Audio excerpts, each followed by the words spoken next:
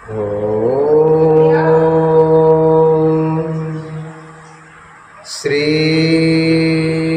गणेशाय नमः। ओम श्री रामचंद्राभ्यां नमः। ओम श्री हनुमताय नमः।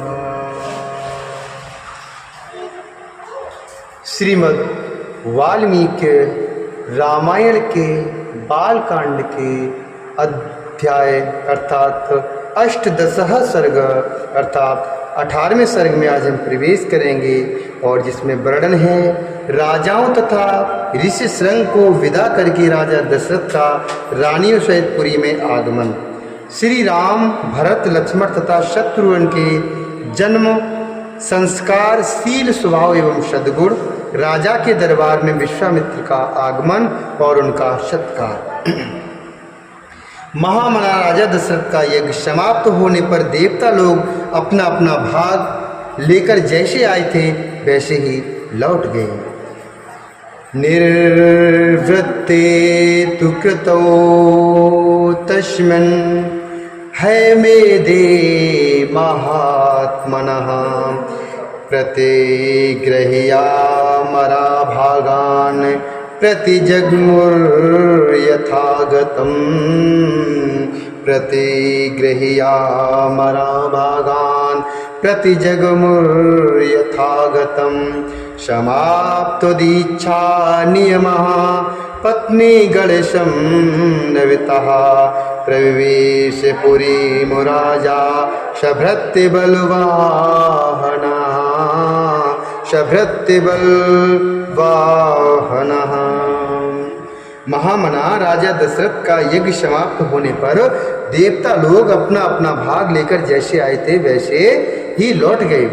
दीक्षा का नियम समाप्त होने पर राजा अपनी पत्नियों को साथ लेकर सेवक सैनिक और सवारियों सहित पुरी में प्रविष्ट हुए। भिन्न भिन्न देशों के राजा भी जो उनके यज्ञ में सम्मिलित होने के लिए आए थे महाराज दशरथ द्वारा यथावत सम्मानित होकर मुनिवर श्रेष्ठ तथा ऋषि श्रृंग को प्रणाम करके प्रसन्नता पूर्वक अपने अपने देश को चले गए। अयोध्यापुरी से अपने घर को जाते हुए श्रीमान नरेशों के शुभ्र सैनिक अत्यंत हर्षमग्न होने के कारण बड़ी शोभा पा रहे थे। उन राजाओं के विदा हो जाने पर श्रीमान महाराज दशरथ ने श्रेष्ठ ब्राह्मणों को आगे करके अपनी पुरी में प्रवेश किया। राजा द्वार अत्यंत सम्मानित हो ऋषि श्रृंग मुनि भी शांता के साथ अपने स्थान को चले गए। उस समय सेवकों सहित बुद्धिमान महाराज दशरथ कुछ दूर तक उनके पीछे पीछे उन्हें पहुंचाने गए थे। इस प्रकार उन सब अतिथियों को विदा करके सफल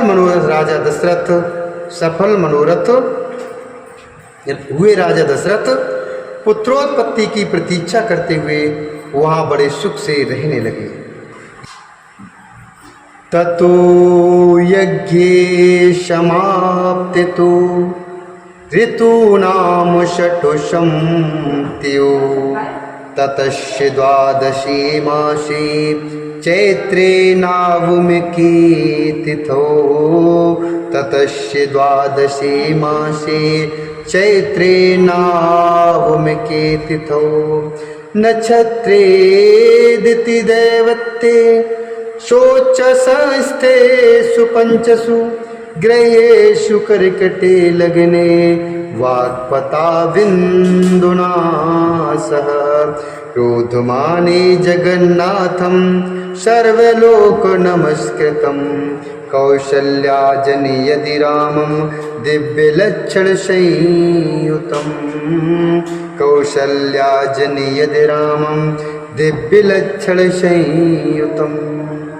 यज्ञ समाप्ति के पश्चात जब 6 ऋतुएं बीत गईं ततो यज्ञे समाप्ते तु ऋतूनां षट्समुत्तयः। यज्ञ समाप्ति के पश्चात जब 6 ऋतुएं बीत गईं तब 12वें मास में चैत्र के शुक्ल पक्ष की 9वीं तिथि को पुनर्वसु नक्षत्र एवं कर्क लगन में कौशल्या देवी ने दिव्य लक्षणों से युक्त सर्वलोक वंदित जगदीश्वर श्री राम को जन्म दिया। उस समय सूर्य, मंगल, शनि, गुरु और शुक्र ये 5 ग्रह अपने अपने उच्च स्थान में विद्यमान थे तथा लग्न में चंद्रमा के साथ बृहस्पति विराजमान थे। वे विष्णु स्वरूप भविष्य या खीर के आधे भाग से प्रकट हुए थे। कौशल्या के महाभाग पुत्र श्री राम इक्ष्वाकु कुल का आनंद बढ़ाने वाले थे। उनके नेत्रों में कुछ कुछ लालिमा थी। उनके ओठ, लाल भुजाएं बड़ी बड़ी और स्वर दुंदुभी के शब्द के समान गंभीर था। उस अमित तेजस्वी पुत्र से महारानी कौशल्या की बड़ी शोभा हुई। ठीक उसी तरह जैसे सुरश्रेष्ठ वज्रपाणी इंद्र से देव माता अदिति सुशोभित हुई थी। तदंतर कैकेयी से सप्त पराक्रमी भरत का जन्म हुआ, जो साक्षात भगवान विष्णु के स्वरूप भूत पायस खीर के चतुर्थांश से भी न्यून भाग से प्रकट हुए थे। ये समस्त गुणों से संपन्न थे। इसके बाद रानी सुमित्रा ने लक्ष्मण और शत्रुघ्न इन 2 पुत्रों को जन्म दिया। ये दोनों वीर साक्षात भगवान विष्णु के अर्धभाग से संपन्न और सब प्रकार के अस्त्रों की विद्या में कुशल थे। भरत सदा प्रसन्नचित्त रहते थे। उनका जन्म पुष्य नक्षत्र तथा मीन लग्न में हुआ था। सुमित्रा के दोनों पुत्र आश्लेषा नक्षत्र और कर्क लगन में उत्पन्न हुए थे। उस समय सूर्य अपने उच्च स्थान में विराजमान थे। राजा दशरथ के ये चारों महामनुषी पुत्र पृथक पृथक गुणों से संपन्न और सुंदर थे। ये भाद्रपदा नामक 4 तारों के समान कांतिमान थे। इनके जन्म के समय गंधर्वों ने मधुर गीत गाए, अप्सराओं ने नृत्य किया, देवताओं की दुंदुभियाँ बजने लगीं तथा आकाश से फूलों की वर्षा होने लगी। अयोध्या में बहुत बड़ा उत्सव हुआ। मनुष्यों की भारी भीड़ एकत्रित हुई। गलियाँ और सड़कें लोगों से खचाखच भरी थी। बहुत से नट और नर्तक वहाँ अपनी कलाएं दिखा रहे थे। वहाँ सब और गाने बजाने वाले तथा दूसरे लोगों के शब्द गूंज रहे थे। दीन दुखियों के लिए लुटाए गए सब प्रकार के रत्न वहाँ बिखरे पड़े थे। राजा दशरथ ने शूत, मागध और बंदीजनों को देने योग्य पुरस्कार दिए तथा ब्राह्मणों को धन एवं शस्त्र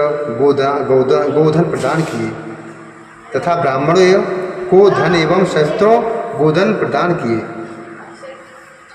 11वें दिन बीतने पर महाराज ने बालकों का नामकरण संस्कार किया। उस समय महर्षि वशिष्ठ ने प्रसन्नता के साथ सबके नाम रखे। उन्होंने ज्येष्ठ पुत्र का नाम राम रखा। श्री राम महात्मा अर्थात परमात्मा थे। कैकेयी कुमार का नाम भरत तथा सुमित्रा के एक पुत्र का नाम लक्ष्मण और दूसरे का नाम शत्रुघ्न निश्चित किया।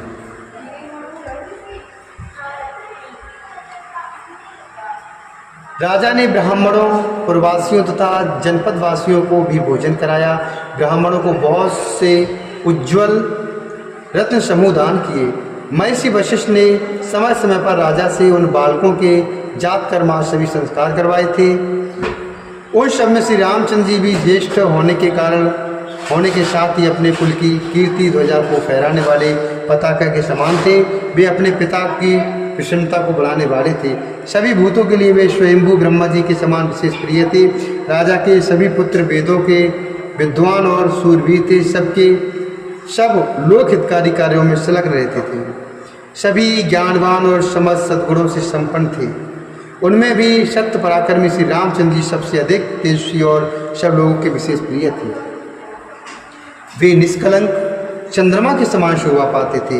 उन्होंने हाथी के कंधे और घोड़े की पीठ पर बैठने तथा रथ हाँकने की कला में भी सम्मान पूर्ण स्थान प्राप्त किया था। वे सदा धनुर्विद्या अर्थात धनुर्वेद का अभ्यास करते और पिताजी की सेवा में लगे रहते थे। लक्ष्मी की वृद्धि करने वाले लक्ष्मण बाल्यावस्था से ही श्री रामचंद्र जी के प्रति अत्यंत अनुराग रखते थे। वे अपने बड़े भाई लोकाभिराम श्री राम का सदा ही प्रिय करते थे, अर्थात उनके प्रिय रहते थे और शरीर से भी उनकी सेवा में जुटे रहते थे। शोभा संपन्न लक्ष्मण श्री रामचंद्र जी के लिए बाहर विचरने वाले दूसरे के प्राण के समान थे। पुरुषोत्तम श्री राम को उनके बिना नींद भी नहीं आती थी। यदि उनके पास उत्तम भोजन लाया जाता तो श्री रामचंद्र जी उसमें से लक्ष्मण को दिए बिना नहीं खाते थे। जब श्री रामचंद्र जी घोड़े पर चढ़कर शिकार खेलने के लिए जाते, उस समय लक्ष्मण धनुष लेकर उनके शरीर की रक्षा करते हुए पीछे पीछे जाते थे। इसी प्रकार लक्ष्मण के छोटे भाई शत्रुघ्न भरत जी को प्राणों से भी अधिक प्रिय थे और वे भी भरत जी को सदा प्राणों से भी अधिक प्रिय मानते थे। इन 4 महाभागशाली प्रिय पुत्रों से राजा दशरथ को बड़ी प्रसन्नता प्राप्त होती थी, बहुत खुश रहते थे, ठीक वैसे ही जैसे 4 देवताओं दिक्पालों से ब्रह्मा जी को प्रसन्नता होती है। वे सब बालक जब समझदार हुए तब समस्त सद्गुणों से संपन्न हो गए। वे सभी लज्जाशील, यशस्वी, सर्वज्ञ और दूरदर्शी थे।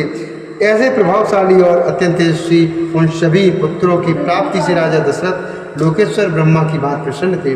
वे पुरुष सिंह राजकुमार प्रतिदिन वेदों के स्वाध्याय, पिता की सेवा तथा धनुर्वेद के अभ्यास में दृढ़ चित्त रहते थे। एक दिन धर्मात्मा राजा दशरथ पुरोहित तथा बंधु बांधवों के साथ बैठकर पुत्रों के विवाह के विषय में विचार कर रहे थे। मंत्रियों के बीच में विचार करते हुए उन महामना नरेश के यहाँ महातेजस्वी महामुनि विश्वामित्र जी पधारे।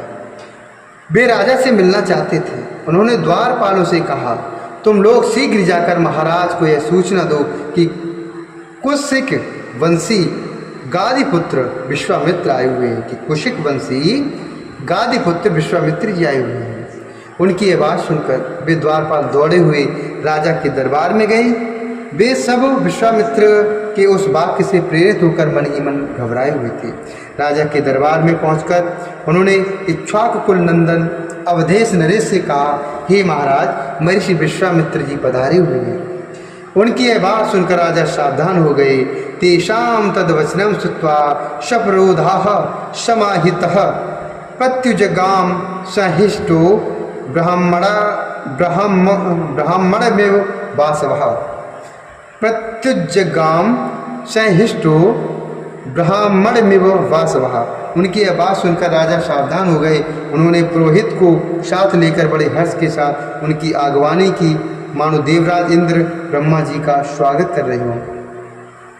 विश्वामित्र जी कठोर व्रत का पालन करने वाले तपस्वी थे। वे अपने तेजस्वी से प्रज्वलित हो रहे थे। उनका दर्शन करके राजा का मुख प्रसन्नता से खिल उठा और उन्होंने महर्षि को अर्घ्य निवेदन किया। राजा को अर्घ्य शास्त्रीय विधि के अनुसार स्वीकार करके महर्षि ने उनसे कुशल मंगल पूछा। धर्मात्मा विश्वामित्र ने क्रमशः राजा के नगर, खजाना, राज्य, बंधु बांधव तथा मित्र वर्ग आदि के विषय में कुशल प्रश्न किया। हे राजन, आपके राज्य की सीमा के निकट रहने वाले शत्रु राजा आपके समक्ष नतमस्तक तो हैं। आपने उन पर विजय तो प्राप्त की है ना। आपके यज्ञ, याग आदि देव कर्म और अतिथि सत्कार आदि मनुष्य कर्म तो अच्छी तरह संपन्न होते हैं ना। इसके बाद महाभाग मुनीश्वर विश्वामित्र ने वशिष्ठ जी तथा अन्यान्य ऋषियों से मिलकर उन सबका यथावत कुशल समाचार पूछा। फिर वे सब लोग प्रसन्नचित होकर राजा के दरबार में गए और उनके द्वारा पूजित होकर यथा योग आसनों पर बैठे। तदंतर प्रसन्नचित परम उदार राजा दशरथ ने पुलकित होकर महामुनि विश्वामित्र की प्रशंसा करते हुए कहा, हे महामुनि, जैसे किसी मरण धर्मा मनुष्य को अमृत की प्राप्ति हो जाए, निर्जल प्रदेश में पानी बरस जाए, किसी संतानहीन को अपने अनुरूप पत्नी के गर्भ से पुत्र प्राप्त हो जाए, खोई हुई निधि मिल जाए तथा किसी महान उत्सव से हर्ष का उदय हो, उसी प्रकार आपका यहाँ शुभागमन हुआ है। ऐसा मैं मानता हूँ। आपका स्वागत है। आपके मन में कौन सी उत्तम कामना है जिसको मैं हर्ष के साथ पूर्ण करूँ? हे ब्रह्मन, आप मुझसे सब प्रकार की सेवा लेने योग्य उत्तम पात्र। हे मानव, मेरा अवभाग्य है जो आपके यहाँ तक पधारने का कष्ट किया, जो आपने यहाँ तक पधारने का कष्ट उठाया है। आज मेरा जन्म सफल और जीवन धन्य हो गया। मेरी बीती हुई रात सुंदर प्रभात दे गई, जिससे मैंने आज आप ब्राह्मण शिरोमणि का दर्शन किया।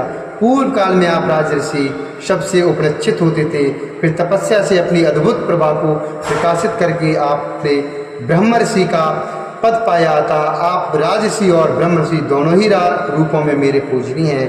आपका जो यहाँ मेरे समझ शुभागमन हुआ है यह परम पवित्र और अद्भुत है। हे प्रभु, आपके दर्शन से आज मेरा घर तीर्थ हो गया है। मैं अपने आप को पुण्य क्षेत्रों की यात्रा करके आया हुआ मानता हूँ। बताइए आप क्या चाहते हैं? आपके शुभागमन का शुभ उद्देश्य क्या है?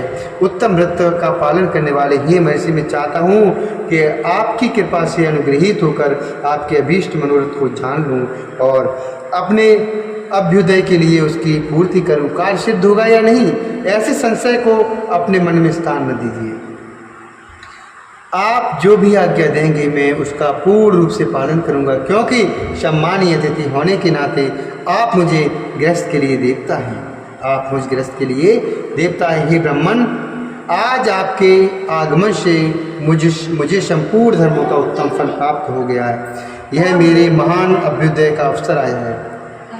मनुष्य नरेश के कहे हुए यह विनय युक्त वचन जो हृदय और कानों को सुख देने वाले थे, सुनकर विख्यात गुण और यश वाले शम दम आदि सद्गुणों से संपन्न महर्षि विश्वामित्र बहुत प्रसन्न हुए।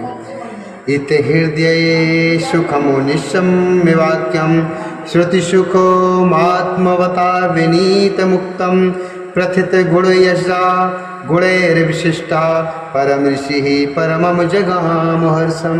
इत्यासि श्रीमद् रामायणे वाल्मीकि आदि काव्ये बालकांडे अष्टदश सर्ग। इस प्रकार श्री वाल्मीकि निर्मित आस रामायण आदि काव्य के बालकांड में 18वां सर्ग पूरा हुआ। बोलिए सियावर रामचंद्र भगवान की जय। वाल्मीकि भगवान की जय। हनुमान जी महाराज की जय।